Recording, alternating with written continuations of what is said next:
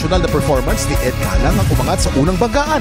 Pero sa back-to-back tapatan, matagumpay pa rin na depensahan ni Rica Maher ang kanyang titulo. Ngayong umaga, magawa kaya ni Rica na makawalong panalo?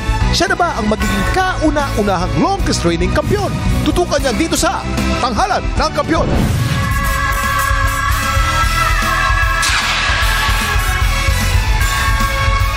Masaya po dito sa Tanghalan ng Kampiyon kasi po 50th episode na ng Paligsahan sa Kantahan.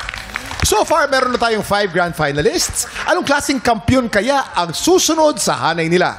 Ngayong umaga, makakakilala naman tayo ng dalawang mahuhusay na mga awit na may pusong kampiyon. Samahan kaming kilalanin sila dito sa Tanghalan ng Kampiyon! Bago magsimula ang laban, i-welcome natin ulit ang ating inampalan. Our guest judge, singer, songwriter at lead vocalist ng The Ones, Carl Guevara. Concert stage performer and Queendom diva, Jessica Villarubin. Multi-platinum artist and OPM hitmaker, Renz Verano. Kilalanin na natin ang dalawa nating kalahok, MJ Tomas at Rhea Mejos. Silang sasabak sa unang banggaan. Yung story mo, it's interesting but at the same time, medyo nakakalungkot because when you were starting, hindi supportive sa'yo yung parents mo. Bakit naman? Kasi ang goal po nila talaga is to finish my studies first bago po ang passion. At that age po, meron po akong konting tampo pero hindi po ako nagtanim ng sama ng loob. Pero may turning point itong pagiging unsupportive nila. Kasi one time daw, nakita mo sila na nanonood. May sinalihan po ako sa aming region.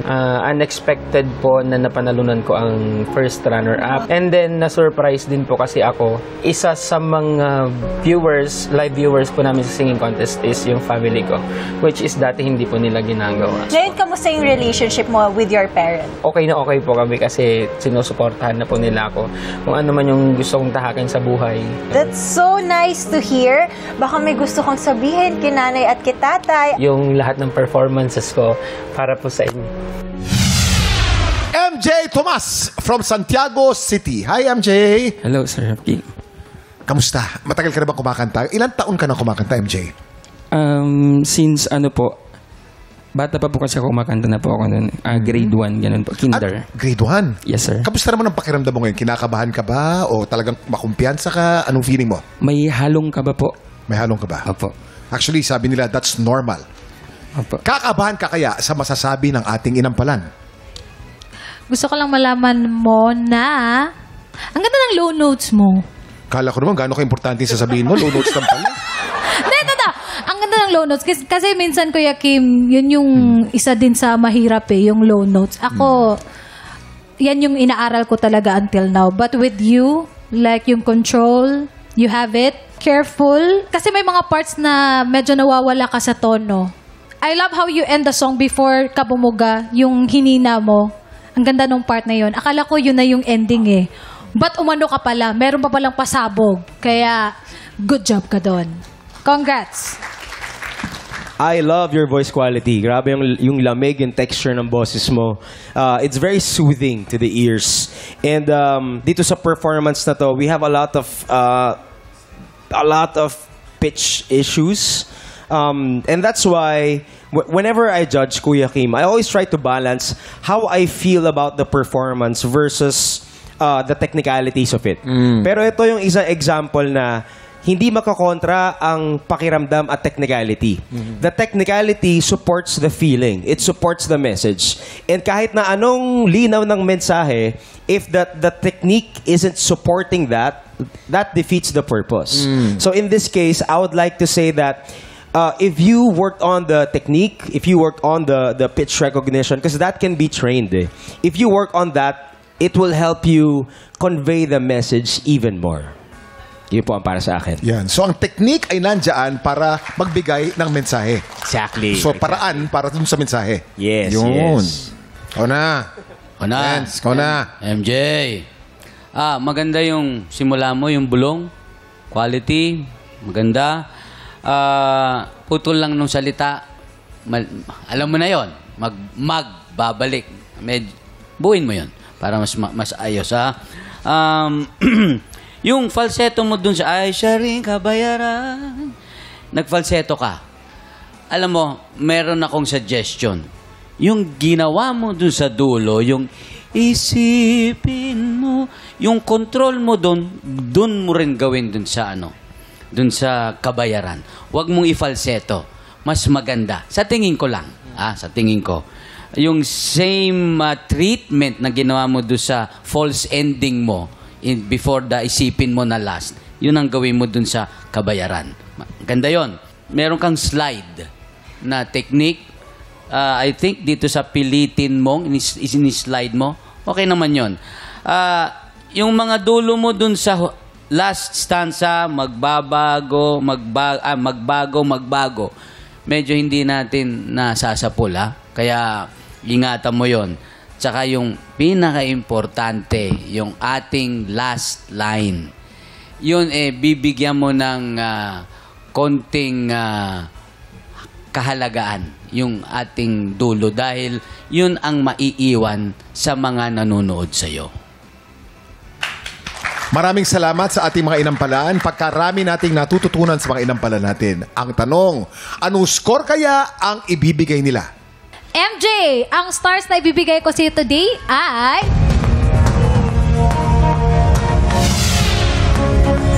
3 stars ang binigay ni Jessica. MJ, bibigay ko sa'yo ngayong araw ay... 3 stars ang binigay ni Renz. Ibibitin muna namin kung ano ang score ni Carl. Sa ngayon, kilalanin natin ang ating pangalawang kalahok, Rhea Mejos. Kasi si Ate Rhea ay isang dakilang ina, di ba? Kamusta naman ang pagiging mother? Mahirap po kasi single mom. Mahirap kasi 4 po yung mga anak ko. Sorry kung parang medyo chismosa ako, pero ano ba yung reason? Ba't kayo naghiwalay ng partner niyo po? Nananakit po. Tumagal po kami ng halos 17 years po. Nauntog na lang po ako na hindi ko na kaya kasi pati yung mama ko parang sasakyan nila. Nakikita po ng mga anak ko yun. Sila na po yung nag-decide mismo na, Mama, tara na, alis na tayo. Baka meron kang mensahe para sa mga anak mo. Lagi kayong makikinig kay Mama kasi tayo-tayo lang. And lahat ng payo ko, lalo-lalo na yung pag-aaral nyo. Kasi wala naman po akong masabi sa pag-aaral ng 4 kasi napaka-tataas po talaga ng mga grades nila. Tas tulong-tulong lang kasi wala naman pong ibang tutulong sa amin kundi kami-kami. Rhea Mejos ng Bulacan! Hi, Rhea. Hello po. Kumusta ka? Okay lang po. Okay, saan ka sa Bulacan? San Jose del Monte po. Ay, San Jose del Monte. Ayan. Shoutout po sa mga taga-Bulacan. Hello po. Hello, everybody. Yes, inampalan. Ano po ang inyong masasabi? Di lang ikaw nahihirapan. Nahihirapan din talaga kami. No, I'd like to say na your voice is very expressive. You have one of those voice. May mga ganong boses yung boses pa lang, hindi mo pa nakikita yung facial expression. May ine-express na. Very expressive yung kanilang very emotional. Ramdam na ramdam yung emosyon sa boses pa lang. However, yun din ang comment ko. Parang sa boses ko lang siya nararamdaman. Pero in terms of your facial expression, your eyes, parang I feel like siguro sa kaba na parang medyo tinatansya mo kung nasang space ka and everything. So I feel like medyo may konting detachment between what I'm hearing versus what I'm seeing. Also, there are some notes here and there na medyo sayang hindi na-hit ng tama. Pero nonetheless, naitawid mo naman yung buong performance. That's why we have this feeling na parang it's there, but it feels like it's not there. But it's not bad, but it could have been better. Ayun, that's my comment. Rhea, Hello po. you have a beautiful voice. I love the control when you started the song. But I wish na-sustain mo siya sa bandang gitna. Kasi dito sa yakap at sa piling ng iba, medyo nag-shaky ka dito eh. So, yun lang yung sa akin. Medyo nasasayangan ako. Kasi nung una, ang ganda na ng pasok mo eh. Tapos, nung nag-chorus ka, di lang ikaw medyo sa timing, medyo nauna ka. But other than that, na-enjoy ko naman yung performance mo. So, congrats. Rhea, ang description ko ng boses mo napakalinaw. Malinaw na naririnig mo lahat yung notes, yung lyrics malinaw, yung boses. Ang problema lang, dahil doon sa linaw na yon, malinaw silang lahat. Kung kailangan ko ng konting cambio ng mahina, kailangan ko ng konting ganon. Kulang sa feel. Medyo kulang siya sa feel. Kaya, ang naramdaman naming tatlo, tapos na. Yun ang naramdaman namin. Tapos na yung kanta, pero parang hindi namin naramdaman kung ano yung di lang ikaw. Diba? Lalagyan mo ng stage presence. Yun siguro. Kulang sa stage presence. Kasi, kailangan iparamdam mo sa nanonood sa'yo yung awitin mo. At paano mo gagawin yon? Kailangan dynamics. Kailangan may mahina, kailangan may malakas. Sayang, maganda yung boses. Pero, magagawa naman ng paraan yan. Thank you mga inampalan. And of course, alamin naman natin kung anong score ibibigay sa atin ng ating mga inampalan. Rhea, ang stars na ibibigay ko sa'yo today ay...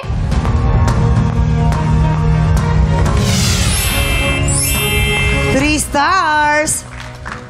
Rhea, ang ibibigay ko sa'yo today ay... Another 3 stars. Okay? Mamaya na natin papakita ang scores ni Carl. So far, si MJ ay meron na pong 6 stars. At si Rhea, tay kayo, pareho kayo may tig 6 stars. Muling lalaban naman si Rica para depensahan ang kanyang kampyonato at maging longest reigning kampiyon na may 8 panalo.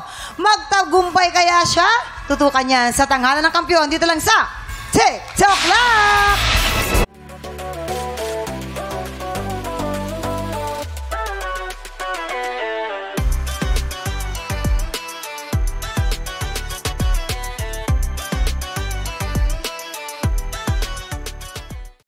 Tropa, pinanood mo hanggang sa dulo itong video na to? Very good ka! For more happy time, watch more TikTok Lock videos on our official social media pages and subscribe to GMA Network official YouTube channel.